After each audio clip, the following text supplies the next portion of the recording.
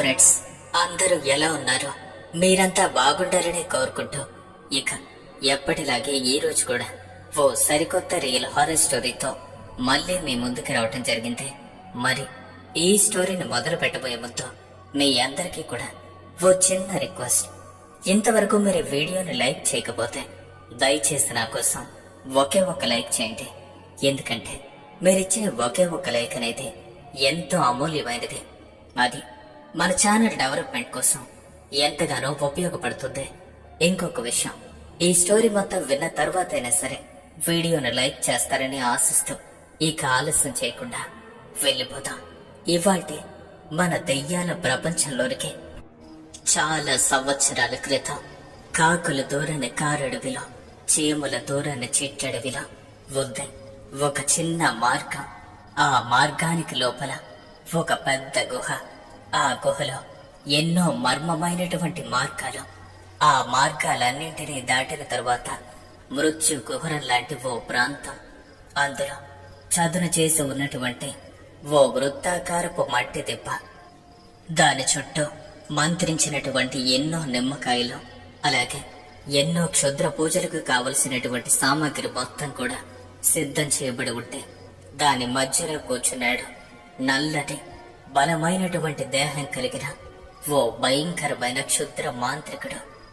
అతని చేతులకు కట్టబడి ఉన్నటువంటి నల్లని దారాలు, వాటిపైన ఏవేవో తాంత్రిక గుర్తులు, జడలు కట్టినటువంటి జుట్టు, అతని గుండెల వరకు వేలాడుతూ ఉన్నటువంటి పొడవాటి గడ్డ. ఇక ఆ మాంత్రికుడు ఏవేవో క్షుద్ర మంత్రాలు చదువుతూ తన చేతిలో ఉన్న దేనను తీసి తనకెదురుగా నేలపై పాత పెట్టబడి ఉన్నటువంటి ఒక నలుపు రంగు రాయిపై పోస్తూ ఉంటే అది పూర్తిగా ఎరుపు రంగులోకి మారిపోయింది. ఇక మీకు అర్థమైందని అనుకుంటున్నారు. అతను ఆ రాయికి ఏదో జంతువును బలిగా ఇచ్చాడు.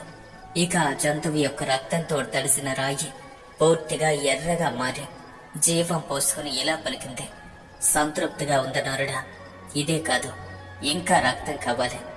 ఎన్నాళ్ళని ఈ జంతువుల రక్తంతో సరిపెట్టుకోమంటా? ఇది సరిపోదు, ఇది సరిపోదు. నాకు మనిషి రక్తం కావాలి. ఎన్నాళ్ళు జంతువులనే బలిగా ఇస్తాం? ఇక వద్దు, ఈ జంతువులు వద్దు, నరబలి కావాలి, నాకు నరబలి కావాలి అని అంటుండగా, సరే నువ్వన్నట్టుగానే నరబలికి సిద్ధం చేస్తాను, కొంచెం సమయం కావాలి, అంతవరకు దీన్ని సరిపెట్టుకో అని అన్నాడు ఆ మాంత్రికుడు. లేదు, నా మాటలు పూర్తిగా వినరా మూర్ఖుడా, నాకు కావలసింది మనిషి రక్తమే, కానీ అది తప్పకుండా స్త్రీ అయి ఉండాలి. నిండు గర్భంతో ఉన్న స్త్రీ రక్తం కావాలిరా నాకు అని అంతి గట్టిగా. ఎన్నాళ్ళు జంతు రక్తం అడిగా తెలివే, మనిషి రక్తం అడిగా, దానికి కూడా నేను ఒప్పుకున్నాను. కానీ ఇప్పుడు ఇలా మాట్లాడుతున్నావేంటే? ఇప్పటికిప్పుడు గర్భిణీ స్త్రీ యొక్క రక్తం అంటే ఎక్కడి నుండి తీసుకురమ్మంట? అయినా అలా అడగటానికి కారణం ఏంటి? ఎందుకు అడుగుతున్నావో నీకైనా అర్థమవుతుందా అని ఆ అదృశ్య శక్తితో వారిస్తూ ఉంటే, నా ఆజ్ఞను ధిక్కరించుకో, నాకు కావలసింది నిండు చూలాలి యొక్క రక్తం, దాన్నే తీసుకురా, దాన్నే బలి ఇవ్వరా. అయినా కేవలం గర్భిణి యొక్క రక్తాన్ని మాత్రం అడగటానికి కారణమేంటో నాకు స్పష్టంగా చెప్పు అని అడుగుతుంటే, చెప్తాను విను. రాబోతుంది అమావాస్య. అది మామూలు అమావాస్య కాదు, 70 సంవత్సరాలకు ఒకసారి మాత్రమే వచ్చే అమావాస్య అది. ఇక ఆ అమావాస్య రోజు కనుక నిండు గర్భిణిని బలి ఇచ్చినట్టయితే ఒకేసారి 2 ప్రాణాలు, 2 రక్తాలు బలిగా మారుతాయిరా. ఆ రక్తం వేల సంవత్సరాలైనటువంటి నా ఆకలి సైతం ఏకకాలంలో అంతం చేయగలిగే శక్తిని కలిగి ఉంటుంది. ఒకవేళ నువ్వు కనుక అలా చేయగలిగితే, నాకు ఆ నిండు గర్భిణి యొక్క రక్తాన్ని బలిగా ఇస్తే, నువ్వు కోరుకున్న శక్తుల కంటే 100,000 రెట్లు అతీతమైన శక్తులు నీకు ప్రసాదిస్తా. వెళ్ళు వెళ్ళు. వచ్చే అమావాస్యకు కేవలం 10 రోజులు మాత్రమే గడువు ఉంది. ఈలోగా నువ్వు ఆ గర్భవతిని వెతుకో. వెళ్ళు వెళ్ళు అని ఆ రాయిలో ఉన్నటువంటి అదృశ్య దుష్ట శక్తి మాట్లాడుతూ ఉంటే, మాంత్రికుడు సరే అని నమస్కరించి అక్కడే అటువంటి గర్భిణి ఎక్కడ దొరుకుతుందా అని చెప్పి చుట్టుపక్కల ఉన్న గ్రామాలలోకి వెళ్లటానికి సిద్ధపడ్డాడు. ఇక ఆ మాంత్రికుడి యొక్క పయనం చుట్టుపక్కల ఉన్న పల్లెల వైపుగా సాగిపోతుంది. పచ్చగా ఉన్నటువంటి పంట పొలాలకు ఏదైనా చీడ సోకితే ఏ విధంగా నాశనమైపోతుందో ఇప్పుడు కూడా అదే విధంగా పచ్చని పల్లెల మీద ఆ మాంత్రికుడు చూపబడే ఏ గ్రామంలో ఎవరు నాశనం కాబోతున్నారో ఇక ఆ మాంత్రికుడు ప్రయాణం అలానే ముందుకు సాగుతుంది. ఒక రాత్రి ఒక పగలు ప్రయాణించిన తర్వాత ఆ రోజు సాయంత్రానికి ఆ మాంత్రికుడు శివపురం అనే ఓ గ్రామానికి చేరుకున్నాడు.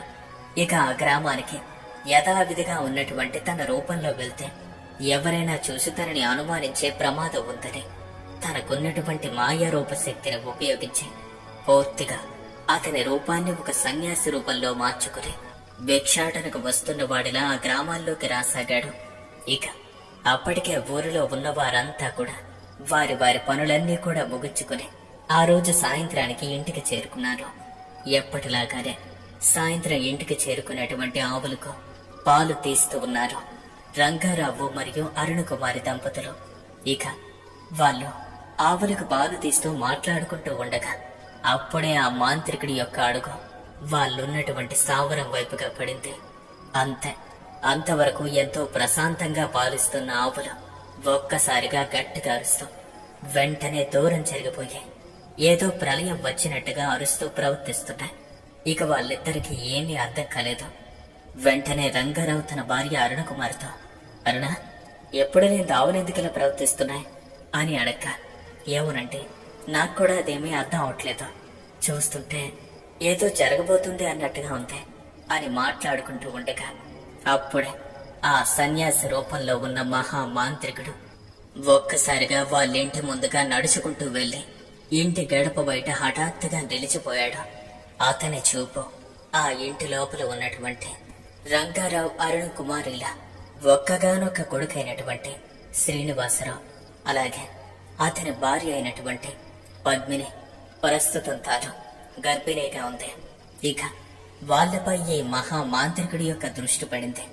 అతని చూపు పడగానే ఇంట్లో ఉన్నటువంటి పద్మినికి ఉన్నట్టుండి ఒళ్ళంతా బిగుసుకుపోయింది. చేతులు కాళ్ళు వంకరగా తిరిగినట్టుగా మారి గట్టిగా అరుస్తూ నేల మీద పడిపోయింది. ఆ తర్వాత ఆ మాంత్రికుడు అక్కడి నుండి నడుచుకుంటూ వెళ్లిపోయాడు. ఇంట్లో తన కోడలి యొక్క అరుపు వినగానే రంగారావు మరియు అరుణ పరిగెత్తుకుంటూ లోపలికి వెళ్లి చూసేసరికి అప్పటికే శ్రీనివాసరావు తన భార్యను పట్టుకుని, పద్మ, ఏమైంది పద్మ నీకు అని అడుగుతుంటే తానేమీ మాట్లాడకుండా అరుస్తూ ఒళ్ళంతా బిగుసుకుపోయినట్టుగా పక్షవాతం వచ్చినట్టుగా ఒళ్ళంతా మెలికలు తిరిగిపోతూ ఉంటే అప్పుడే ఇంట్లోకి వచ్చిన రంగారావు మరియు అరుణులు కూడా, ఏమైందమ్మా, ఏమైంది నీకు అని కంగారు పడుతూ కేకలు వేస్తుండగా ఇక వాళ్ళ అరుపులు విన్నటువంటి చుట్టుపక్కల ఉన్న వాళ్ళంతా కూడా పరిగెత్తుకుంటూ రావటం జరిగింది.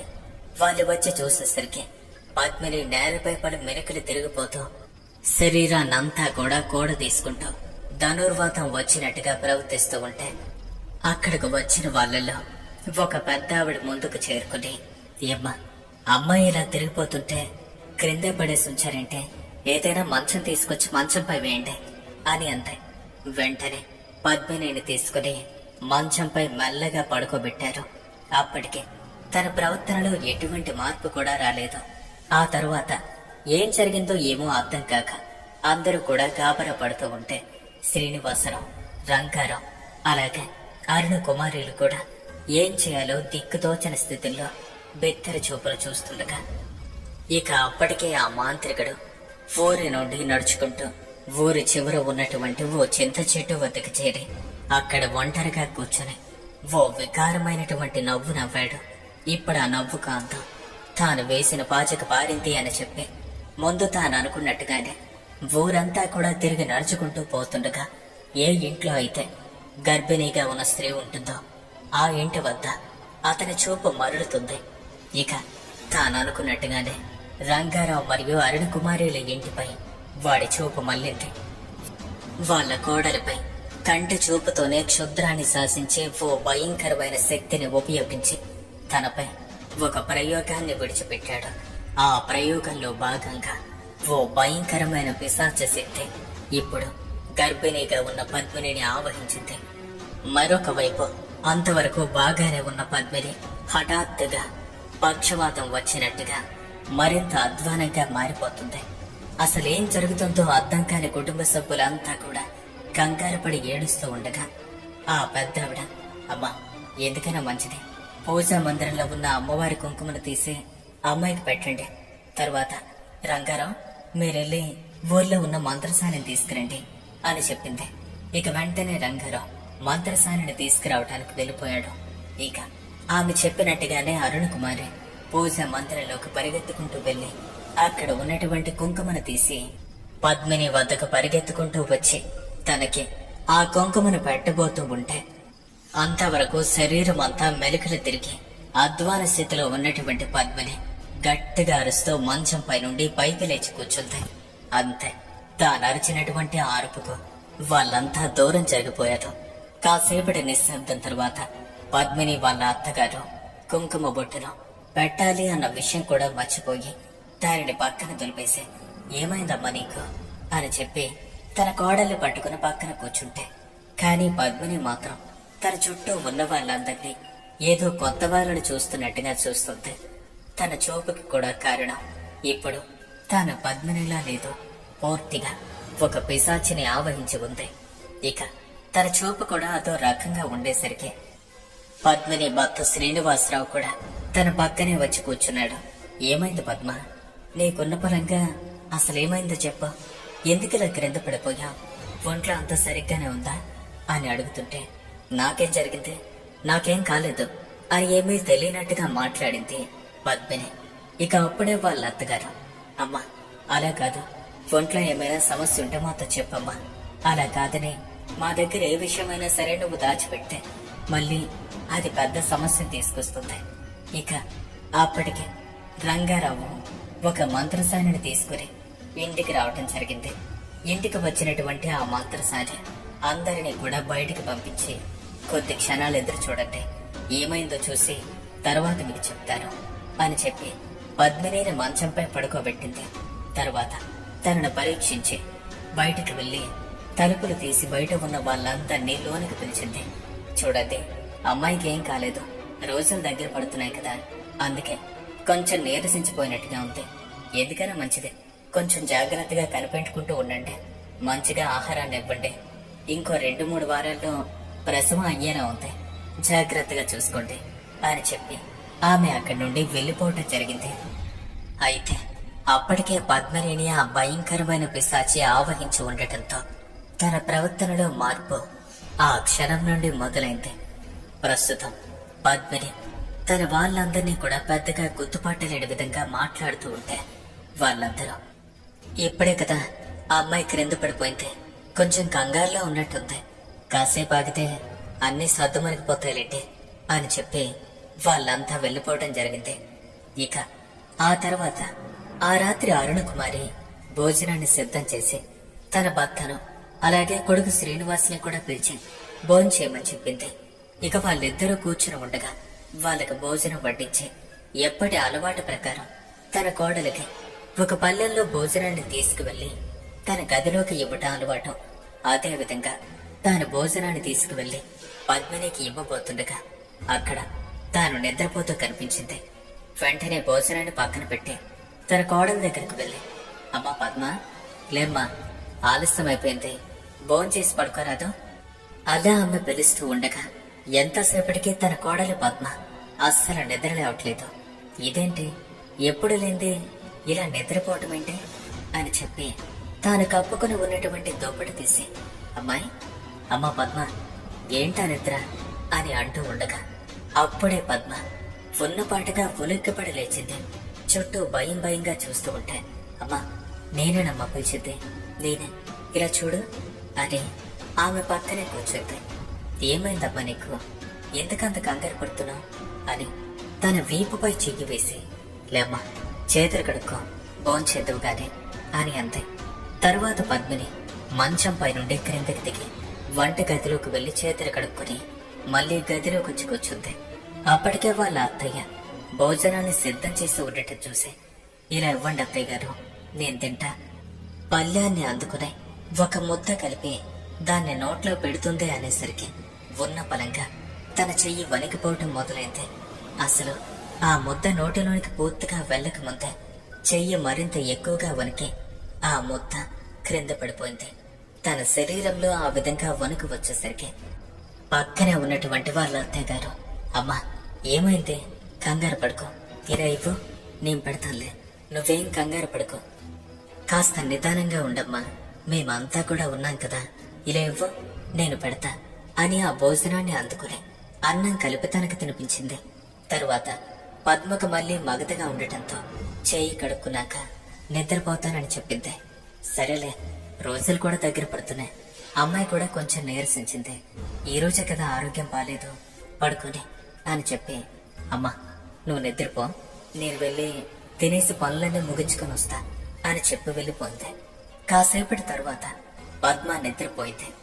అయితే అందరూ భోంచేసిన తర్వాత గర్భిణీగా ఉన్నటువంటి అమ్మాయిని ఒంటరిగా విడిచిపెట్టడం మంచిది కాదని చెప్పి తనకు తోడుగా వాళ్ళ అత్తగారు ప్రతిరోజు ఆ గదిలోనే క్రింద చాప వేసుకుని నిద్రపోతూ ఉంటారు. ఇక శ్రీనివాసరావు మరియు రంగారావు వేరువేరు గదుల్లో నిద్రపోతుంటారు. అప్పటికి సమయం సుమారుగా రాత్రి 9 గంటలు దాటుంటుంది. అయితే ఆ కాలంలో మనుషులు రాత్రులు చాలా వేగంగా నిద్రపోతూ ఉంటారు.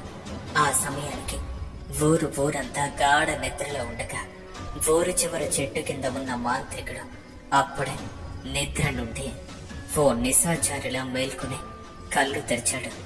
ఇక తన ప్రయాణం పద్మిని వాళ్ళ ఇంటి వైపుగా సాగితే ఊరంతా నిద్రపోతూ ఉండటంతో బయట అంతా నిర్మానుష్యంగా ఉంది. అమావాస్య రాత్రులు కూడా దగ్గర పడుతూ ఉండటంతో ఆకాశంలో వెన్నెల కూడా క్షీణించింది. ఇక ఆ మాంత్రికుడు మెల్లగా నడుచుకుంటూ పద్మిని వాళ్ళు ఉన్నటువంటి వీధి వెనుకగా నడవసాగాడు. తాను నడుస్తూ వస్తుంటే రోడ్డుపై ఉన్న కుక్కలన్నీ కూడా దేన్నో చూస్తున్నట్టుగా అరుస్తూ ఉన్నాయి. కాని అతను వెనక్కి తిరిగి తన కళ్ళెర్రగించి ఆ కుక్కల వైపు చూశాడు. అంతే, అవి కూడా మౌనాన్ని పాటించే. ఇక ఆ మాంత్రికుడు మరింత వేగంగా తన అడుగులు వేస్తూ నడక వేగాన్ని పెంచి అక్కడ నుండి పద్మిని వాళ్ళింటి వెనుక వైపుగా వచ్చి నిల్చున్నాడు. తరువాత తన చేతిని పిడికిలు పట్టి దాన్ని తన నుదిటిపై పెట్టి ఏదో మంత్రాన్ని గట్టిగా చదివాడు. ఇక ఇంట్లో నిద్రపోతూ ఉన్న పద్మినికి ఎవరో రోదిస్తూ ఉన్నట్టుగా ఓ శబ్దం వినిపించింది. ఇక ఆ రోదనను భరించలేక వెంటనే మేల్కొంది. లేచి చూస్తే ఇంట్లో అంతా నిద్రపోతున్నారు. వాళ్ళ అత్తగారు కూడా తన పక్కనే క్రింద చాప వేసుకుని నిద్రపోతున్నారు. మరి ఈ శబ్దం ఎక్కడి నుండి వస్తుంది అని తీక్షణంగా గమనిస్తే వాళ్ళ ఇంటి వెనుక వైపుగా ఎవరిదో ఏడుపు చాలా ఎక్కువగా వినిపిస్తుంది. అసలేంటిది, ఏడుస్తుంది ఎవరై ఉంటారు అని చెప్పి ఇంటి వెనుక వైపుగా వెళ్ళి వెనుక తలుపు తీసి అక్కడి నుండి బయటకు వెళ్లి చూసింది. అప్పటి కాలంలో ప్రతి ఇంటి వెనుక కూడా బావులు అనేవి చాలా సర్వసాధారణంగా ఉండేవి. అందరిలానే వాళ్ళ ఇంటి వెనుక కూడా ఓ మంచినీళ్ళ బావి ఉంది. ఇక అదే బావి దగ్గర నుంచి ఆ ఏడుపు వినిపిస్తూ ఉండటంతో నిండు గర్భిణీగా ఉన్న పద్మిని మెల్లగా ఆ ఏడుపు వినిపిస్తున్న బావి దగ్గరగా చేరుకుంది. అక్కడికి వెళ్లి చూస్తే మనుషులెవ్వరూ కనిపించలేదు. కానీ ఏడుపు మాత్రం వినిపిస్తూ ఉంది. కొంచెం శ్రద్ధగా గమనిస్తే ఆ ఏడుపు ఒకరిది కాదు, ఒక ఆడ మగ వ్యక్తులు కలిసి ఏడుస్తున్నట్టుంది. అంతే, భయపడినటువంటి పద్మిని అక్కడి నుండి వెనక్కి తిరిగి వెళ్లిపోదాం అనుకునే లోపే ఆ ఏడుపు మరింత ఎక్కువై పద్మిని వెనుక వైపుగా వచ్చింది. తాను వెంటనే వెనక్కి తిరిగి చూస్తే అక్కడ చాలా సంవత్సరాల క్రితం చనిపోయినటువంటి తన అమ్మ నాన్న ఇద్దరు కూడా అదో రకంగా ఏడుస్తూ కనిపించారు. పద్మిని వాళ్ళని చూసి ఆశ్చర్యపోయింది. ఇదేంటి, ఎప్పుడో చనిపోయిన వాళ్ళు ఎప్పుడు కనిపించడం ఏంటి అని ఆలోచిస్తుంది. అనే లోపే ఆ పిశాచి మాయ తనను కప్పేసింది. ఇక ఆ మాయ కారణంగా ఇప్పుడు వాళ్ళు బ్రతికలేరు అన్న విషయాన్ని కూడా తాను మర్చిపోయింది. అదంతా కూడా కేవలం ఆ మాంత్రికుడు ఆడుతున్న నాటకం మాత్రమే. అమాయకురాలైనటువంటి పద్మ వాడి మాయలో పడి అతనికి బలి కాబోతుంది. కళ్ళెదురుగా ఉన్న వాళ్ళ అమ్మా నాన్నలు చూస్తూ ఒక్కసారిగా కన్నీళ్లు పెట్టుకుని, అమ్మా నాన్న మీరెప్పుడొచ్చారో, ఎక్కడికి కూర్చొని ఎందుకు ఏడుస్తున్నారు, అసలేమైంది మీకు అని అడుగుతూ ఉంటే అక్కడ ఉన్నటువంటి ఆ పిశాచ రూపపు తల్లిదండ్రులు ఏదో నిజంగానే బాధ నటిస్తూ అమ్మా, మేము నీకోసమే వచ్చామబ్బా. చాలా రోజుల నుండి నిన్ను చూసుకోలేకపోయాం కదా, క్షమించబ్బా అని బాధపడుతూ ఉంటే, అదేం పర్వాలేదు, మీరు ముందు ఇంట్లోకి రండి అని పద్మ పిలుస్తుంది. అటువైపు ఉన్నటువంటి ఆ 2 రూపాలు, అమ్మా మేమిప్పుడు ఇంటికి రాము, నువ్వే మాతో పాటు వచ్చేసే. అత్తగారింట్లో పురుడు పోసుకుంటే అది మాకే అవమానం కదా. మొదటి కాన్పు మన ఇంట్లో జరిగితేనే బాగుంటుంది. రామ్మా రా, మన ఇంటికి వెళ్ళిపోతారా అని ఆ 2 ఆకారాలు పద్మలో పిలుస్తూ ఉంటే, అప్పటికే పూర్తిగా వేరే ప్రపంచంలోకి వెళ్ళిపోయిన పద్మ ఆ 2 ఆకారాల మాయలో పడి వాటి వెంటే నడిచి వెళ్తుంది. అయితే తానిప్పుడు గర్భంతో ఉండటంతో వేగంగా అడుగులు వేయలేకపోతుంది. కానీ ఆ 2 ఆకారాలు మాత్రం, రామ్మా రా, వేగంగా నడుపు, మన ఇంటికి వెళ్ళిపోదంట. ఉదయాన్నే మీ అత్త మామయ్యతో మేం మాట్లాడతాం అని చెప్పి పూర్తిగా తనను మాయలో పెట్టి తీసుకు వెళ్ళిపోతూ ఉంటే, తాను కూడా అలానే నడిచి వెళ్తూ ఉంది. ఇక ఆ మాంత్రికుడు మాత్రం ఊరి పొలిమేర అవతల పద్మిని వాళ్ళ ఇంటి వెనుక వైపు బాగా నడిచుని ఇక్కడి నుండి దీనిని తీసుకువెళ్ళి తర్వాత బంధించాలి, అమావాస్య నాటికి దీనిని బలివ్వాలి అన్న పన్నాగంతో పొలిమేరకు అవతల వైపుగా కూర్చుని ఎదురు చూస్తున్నాడు. ఇక తాను పంపించినటువంటి ఆ పిశాచి పద్మినిని భ్రమలో పెట్టి ఇంటి నుండి కాస్త దూరం నడిపించుకుంటూ వస్తూ ఉండగా హఠాత్తుగా పద్మిని యొక్క కాలికి ఏదో ముళ్ళు బలంగా గుచ్చుకుంది. అంతే, ఆ దెబ్బకు అమ్మ అని చెప్పి ఆ కాలిని పైకెత్తే తన కాలికి గుచ్చుకుని ఉన్నటువంటి ఆ ముళ్ళును తన చేత్తో బలంగా బయటికి లాగితే అంతే, ఆ తరువాత తన కాలి నుండి రక్తం దారగా ప్రవహించేసరికి అంతవరకు తన ఎదురుగా తల్లిదండ్రుల రూపంలో ఉన్న వారిద్దరూ కూడా ఒక్కసారిగా గాలిలో కలిసి హఠాత్తుగా ఓ పిశాచి రూపం అక్కడ ప్రత్యక్షమైంది. అది చూడటానికి ఎంతో భయంకరంగా ఉంది. చెదిరిపోయినటువంటి చుట్టూ బీటలు వారిపోయినటువంటి తెల్లని పిండి లాంటి ఓ మొహం చూడటానికి ఎంతో వికృతంగా ఉంది.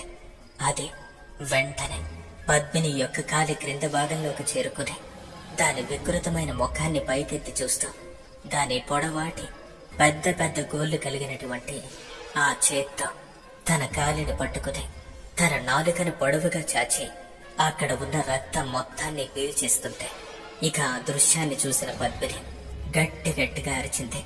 ఆ అరుపులు కాస్త ఇంట్లో నిద్రపోతున్నటువంటి అరుణ, రంగారావుతో పాటు శ్రీనివాసరావు అందరికీ వినిపించారు. వాళ్ళు ఏమైందని లేచి చూస్తే ఇంట్లో పద్మ కనిపించలేదు. ఇక వాళ్ళు కంగారు పడి ఇల్లంతా గాలించారు. ఎక్కడా వాళ్ళకి పద్మ కనిపించకపోవడంతో వెనుక నుండి అరుపులు వినిపిస్తూ ఉంటాయి. అప్పటికే ఇంటి వెనుక తలుపు కూడా తెరిచే ఉంది. ఇక శ్రీనివాసరావు పరిగెత్తుకుంటూ వెనక్కి వెళ్లి చూస్తే కాస్తంత దూరంలో అక్కడ పద్మ ఒంటి కాలిపై నిల్చుని తన కాలిని పట్టుకుని భయంతో గట్టిగా అరుస్తూ ఏడుస్తూ ఉంటాయి. తనని గమనించినటువంటి శ్రీనివాసరావు, రంగారావు మరియు అరుణ కుమారిలో అంతా పరిగెత్తుకుంటూ తన దగ్గరికి చేరుకోవాలనుకునే లోపే అంతవరకు పద్మిని కాళ్ళ నుండి కారుతున్నటువంటి రక్తాన్ని పీలుస్తున్న ఆ పిశాచి వాళ్ళ రాకను గమనించి ఒక్కసారిగా అదృశ్యమైపోయింది. కానీ పద్మిని మాత్రం ఇంకా అదే మాగిలో ఉంటే భయంతో అరుస్తూనే ఉంది. తరువాత ఏం జరిగింది తెలుసుకోవాలి అనుకుంటున్నారా? అయితే తప్పకుండా నెక్స్ట్ పార్ట్ కోసం వెయిట్ చేయండి. ఇక్కడ మీకు విషయం చెప్పాలి. నిజానికి పద్మిని యొక్క తల్లిదండ్రులు ఎన్నో సంవత్సరాల క్రితం చనిపోయారు. తరువాత తనను పెంచి పెద్ద చేసింది కూడా వాళ్ళ పిన్ని మరియు బాబాయ్ మాత్రమే. చనిపోయినటువంటి తల్లిదండ్రుల రూపంలో వచ్చిన ఆ పిశాచి తనని మభ్యపెట్టి తీసుకువెళ్తూ ఉండగా రక్తం బయటికి రావటంతో తన నిజ రూపంలోకి రావాల్సి వచ్చింది. ఇంతవరకు జరిగిన కథ ఇది. ఫ్రెండ్స్, ఈ స్టోరీ కనుక మీకు నచ్చినట్లయితే లైక్ చేయండి. మీ ఫ్రెండ్స్ కానీ ఫ్యామిలీ మెంబర్స్ కానీ ఏ ఒక్కరికైనా సరే షేర్ చేయడానికి ట్రై చేయండి. ఇంకొక విషయం, ఇలాంటి మరిన్ని రియల్ హారర్ స్టోరీస్ కోసం ఇప్పుడే మన ఛానల్లో సబ్స్క్రైబ్ చేసుకోండి.